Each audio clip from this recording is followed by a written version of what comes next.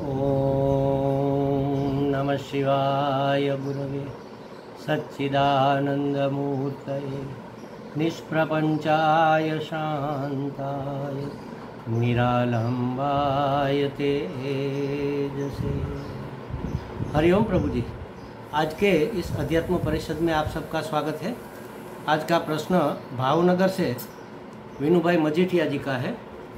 उन्होंने पूछा है कि भक्ति और खुराक का क्या संबंध है, क्योंकि भूखे पेट से भजन नहीं कर सकते। तंदुरुस्त शरीर अच्छे से काम करता है, चाहे कोई भी यात्रा हो। तो देखो प्रभु जी, कहीं पर भी हमारा शास्त्र या हमारा अध्यात्म भूखा मरने को नहीं कहता, और लंबे समय तक भूखे रहकर अपने शरीर को कष्ट देना वास्तव में हमारे अध्यात्म शास्त्र में अशुभ माना गया है, समझो कि पाप ही माना गया है। भगवान स्वयं कहते हैं गीता जी में कि जो अपने शरीर को कष्ट देता है, तब मानकर अपने शरीर को बहुत कष्ट देता है, थोड़ा बहुत नहीं, बहुत कष्ट देता है, वह मुझ अंतर्यामी को पीड़ा पहुंचाता है, क्योंकि परमात्मा सबके भीतर रहा हुआ है। तो हमें कैसे रहना चाहिए, इसके लिए विवेक है। देखो, एक शब्द है तितिक्षा। तितिक्षा का मतलब है सहन करो, और कैसे? अप्रतिकार पूर्वक, प्रतिकार किए बगैर प्रसन्नता से, खुशी खुशी से जो परिस्थिति आती है उसको सहन करो, उसका नाम है तितिक्षा। और स्वयं अपने आप असह्य परिस्थिति पैदा करो, ये अपने शरीर को कष्ट पहुंचाना है। उपवास करो, ठीक है, सप्ताह में एक दिन उपवास करो, ये हेल्थ के लिए भी अच्छा है।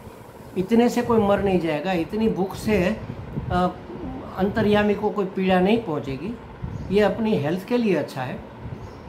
लेकिन 8-8, 10-10 दिन भूखे रहना, ये इस तरह से अपने शरीर को पीड़ा पहुंचाकर ये समझना कि हम तप कर रहे हैं, तो ये वास्तविकता हमारे अध्यात्म शास्त्र में नहीं मानी जाती। हमारे यहाँ किसी अति को स्वीकार नहीं किया गया। अति भोजन करो, ये वर्जित है। अति भूखा रहो, ये भी वर्जित है। सब चीज़ें सम्यक होनी चाहिए। हमारा अध्यात्म शास्त्र कहता है समता में रहो। गीता जी में कहा सम्यक आहार विहारस्य। गीता जी ने यह भी कहा कि बहुत भूखे रहने वाले को भी मैं नहीं मिलता, और बहुत खाने वाले को भी मेरी प्राप्ति नहीं होती। तो कहीं पर भी अति का समर्थन नहीं है। आपने कहा कि भूखे पेट से भोजन नहीं कर सकते, बात तो सही है, नहीं कर सकते, और कोई भूखा रहने को कहता भी नहीं। अगर आप रह सको प्रसन्नता पूर्वक इस भाव से कि मैं आज उपवास कर रहा हूँ, माने हमारी 11 इंद्रियां जो है, 5 ज्ञानेंद्रियां, 5 कर्मेंद्रियां और 1 मन, इनके विषयों को आज मैं ग्रहण नहीं करूँगा, तो ये वास्तविक उपवास हुआ। उसमें एक रसना है, रसना के विषय को भी मैं आज ग्रहण नहीं करूँगा, माने रसास्वाद से सुख की प्राप्ति करके नहीं करूँगा, माने भोग नहीं करूँगा। अपनी 10 इंद्रियां और 1 मन, 11 का भोग खुशी खुशी छोड़ देना, इसको कहते हैं उपवास। और छोड़कर क्या करना? सिर्फ इतना ही नहीं, छोड़कर उपसमीपे वास, परमात्मा के समीप रहना, इंद्रियों को वश में करके सतत परमात्मा चिंतन करना, आत्मचिंतन करना, इसका नाम है उपवास। 11 इंद्रियां हैं, इसलिए उसको एकादशी कहते हैं। तो एकादशी का उपवास एकादशी के दिन करें, ये तो ठीक है। ग्रहों नक्षत्रों के हिसाब से उस दिन वाइब्रेशन इतने अच्छे होते हैं कि अगर आप उस दिन उपवास करके परमात्मा की आराधना करो तो आपको ज़्यादा फायदा होगा। आधी दैहिक आदि भौतिक भी फायदा होगा, आदि दैविक भी फायदा होगा और आध्यात्मिक फायदा भी होगा।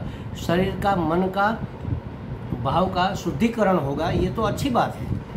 लेकिन भूखे रहकर भजन करो ये कहीं नहीं कहा, हो भी नहीं सकता, क्योंकि शरीर की एक आवश्यकता है। और आपने ये भी कहा कि भोजन नहीं हो सकता, तंदुरुस्त शरीर अच्छे से काम करता है। भोजन से तंदुरुस्त हुआ जा सकता है, ये भी एक भ्रम है।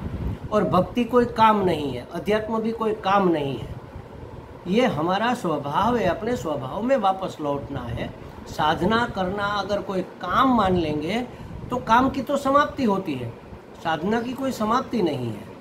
परम तक पहुंचने तक साधना सतत चलती रहती, ये काम नहीं है। और भोजन से तंदुरुस्ती मिलती है, ऐसा अगर होता तो आज इस दुनिया के सभी लोग तंदुरुस्त होते, और ख़ास करके लॉज रेस्टोरेंट वाले तो अत्यंत तंदुरुस्त होते। वो मोटे हो सकते हैं, फैट हो सकते हैं, लेकिन तंदुरुस्त नहीं हो सकते।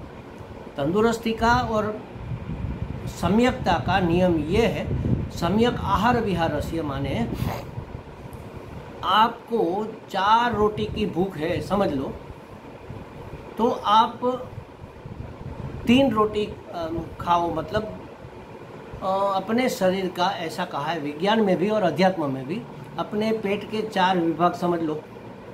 जितना पेट खाली है उसमें अगर आपको एक मानो 500 ग्राम भोजन आप करेंगे तो आपका पेट भर जाएगा। तो 500 ग्राम में से आप 250 ग्राम भोजन करो, रोटी, सब्जी, दाल, चावल जो भी है वो खाओ। और 125 ग्राम मतलब एक अपने पेट के 4 विभाग कर लो, उसमें से 2 विभाग का सब्जी रोटी से भर लो, और 1 विभाग 125 ग्राम समझ लो वह जल से या तो प्रवाही से भरो। जल माने प्रवाही, उसमें लिक्विड दाल भी आती है, उसमें छाछ भी आती है, दूध भी आता है, जल भी आता है। आप जो भी फ्रूट जूस भी हो, जो भी आप ले सकते हो, वह 1/4 जगह का ले लो, और 1/4 जगह खाली रखो हवा के लिए। जैसे मथानी से हम दही का मंथन करते हैं, तो अगर पूरा का पूरा मटका भरा है तो मंथन नहीं होगा, थोड़ा मटका खाली होना चाहिए, तभी आप मंथन कर सकते हो। क्योंकि हिलना डुलने के लिए जगह तो होनी चाहिए। पेट में पचने के लिए 1/4 भाग खाली रहना चाहिए, मतलब उसमें सिर्फ हवा हो और कुछ नक्कर कोई भोजन ना हो। तो ये है आदर्श भोजन की व्यवस्था। या तो जैन शास्त्र में जैसे कहा है, वो तो आसक्ति छोड़ने के लिए खासकर है और तंदुरुस्ती के लिए भी है, वो भी बहुत अच्छी बात है। भोजन छोड़ना तो आसान है, भोजन करना भी आसान है, लेकिन आधा अधूरा भोजन छोड़ना बड़ा मुश्किल है। मत उसको कहते हैं ऊणोदरी, उदर को ऊणा रखना, ऊणा माने अधूरा रखना, आधा अधूरा रखो। और हमारे अध्यात्म शास्त्र में भी कहा है कि भोजन कितना करें, इतना करो कि भोजन करने के तुरंत बाद 5-10 मिनट में कोई कहे कि आपको अभी ये खाना है तो आप खा सको, और खाने के बाद दूसरी बार खाने के बाद भी आपको कोई सुस्ती न हो, बस इतना भोजन करो। इसको कहते हैं ऊणोदरी। अपने उदर को अधूरा रखो, पूरा पूरा मत भरो। तो ये है भोजन। तो भक्ति और खुराक का क्या संबंध है? खुराक और भक्ति का संबंध ये है, एक तो बहुत ज़्यादा खुराक खाने से हमारी एनर्जी, उसको पचाने में बहुत व्यय होती है। जितनी एनर्जी उत्पन्न होती है उससे ज़्यादा तो अति भोजन को पचाने में व्यय हो जाती है। इसलिए अगर हम थोड़ा कम भोजन करें, अल्पाहार कहा है और सात्विक आहार कहा है। सात्विक माने जो हमारे अंदर जाकर हमारे मन में, हमारे शरीर में कोई उत्पाद पैदा न करे, ऐसा भोजन सात्विक माना जाता है। कैसा सात्विक है, गीता जी में लिखा है, आप उसको जरा अध्ययन कर लेना। सात्विक, राजसिक और तामसिक तीनों प्रकार के भोजन की बात वहाँ पर कही गई है। तामसिक भोजन को त्याज्य माना है, क्योंकि वह आलस, निद्रा, प्रमाद पैदा करता है, तो फिर भक्ति नहीं हो सकेगी। राजस भोजन का भी महत्तम त्याग करना चाहिए। थोड़ा बहुत हो सकता है, चल सकता है, लेकिन उसका भी ज़्यादातर सेवन नहीं करना चाहिए। करेंगे तो फिर हमारा मन और शरीर चंचल रहेगा, स्थिर नहीं हो पाएगा, शांत नहीं हो पाएगा। और शांत और स्थिर शरीर मन में ही आत्मचिंतन या भक्ति हो सकती है। इसलिए सात्विक भोजन करने का विधान है। दूध, फ्रूट, ये सब सात्विक भोजन माना जाता है। या घर का पकाया हुआ सादा भोजन, सब्जी रोटी, ज़्यादा मिर्च मसाला नहीं डाले, ऐसा। तो सात्विक भोजन करने से हमारा मन और हमारा तन स्वस्थ और स्थिर रहता है। तब हम आराम से श्रवण, स्मरण, कीर्तन, भजन, भक्ति सब कर सकते हैं, आत्मचिंतन कर सकते हैं। दोनों का बहुत गहरा संबंध है। तो भोजन तो करना ही चाहिए, लेकिन कब, कहाँ, कैसा, कितना, ये 4 सवाल अपने आप से पूछ लें। कब भोजन करना चाहिए? विज्ञान भी कहता है और अध्यात्म भी कहता है। अध्यात्म में तो ऐसा कहा है कि दिन में 1 बार ही भोजन करना चाहिए, लेकिन आजकल ऐसा नहीं हो सकता है। आदत जो बिगड़ी हुई है, शरीर श्रम भी बहुत ज़्यादा रहता है, तो 2 बार भोजन किया जा सकता है। 8 घंटे के अंतराल से 2 बार भोजन करें दिन में। 2 भोजन के बीच 8 घंटे का अंतराल होना चाहिए, और इसके दरमियान आप और कुछ पेट में न डालें। चाय, बिस्किट्स या ब्रेकफास्ट, हाई टी, ऐसा कुछ बीच में नहीं लेना चाहिए। सुबह समझ लो, जैसे मेरी आदत है, मैं आपको बता दूं, हर एक को ऐसा करना चाहिए मैं नहीं कहता, लेकिन 2 भोजन के बीच 8 घंटे का समय रहना चाहिए खाली। और फिर शाम के भोजन और सुबह के भोजन, सुबह का नाश्ता समझ लो, दोनों के बीच में 16 घंटे का अंतर रहना चाहिए, ताकि हमारा शरीर जो खाया पिया है उसको ठीक से पचा सके, और खाली पेट हो जाने के बाद जो हमारे अंदर रोग या टॉक्सिन कहते हैं उसको डिटॉक्स कर सके, उसको भी पचा सके। इसके लिए तो मैं ज़्यादातर 8:30 बजे के सुबह नाश्ता थोड़ा बहुत लेता हूँ, और शाम को 5 बजे भोजन करता हूँ। वास्तव में 9 बजे लेना चाहिए मुझे, लेकिन 8:30 बजे लेता हूँ, और 5 बजे के आसपास, 5 सवा 5 बजे मेरा भोजन होता है। तो करीब करीब 16 घंटे तो हो ही गए। और दिन में मैं कुछ नहीं लेता, दोपहर को कुछ नहीं लेता। तो ये आदत अच्छी है। अगर ऐसी आप कर सको तो आपका मन और आपका तन शांत रहेगा, स्वस्थ रहेगा। सुबह में आप जितना चाहो अच्छा नाश्ता कर लो, सात्विक करो लेकिन, और भरपेट नाश्ता कर लो। शाम को सूर्यास्त से पहले 1.5 घंटा, 1 मुहूर्त, उससे पहले आपको भोजन कर लेना चाहिए, क्योंकि सूर्य की उपस्थिति में हमारा भोजन अच्छे से पचता है।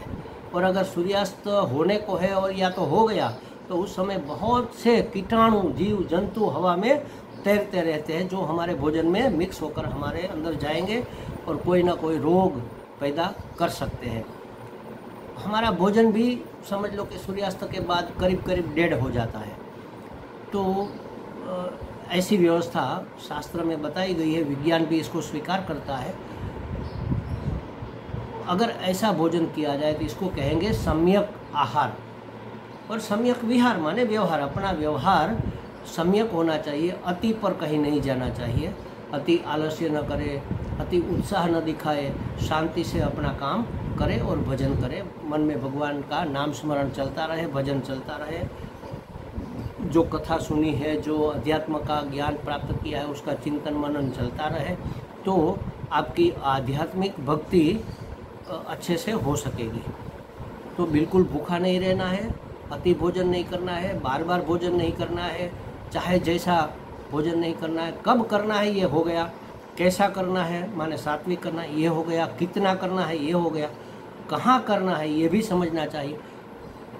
कहीं पर भी भोजन नहीं किया जा सकता। वातावरण की और जगह की अपनी ऊर्जा उसमें काम करती है।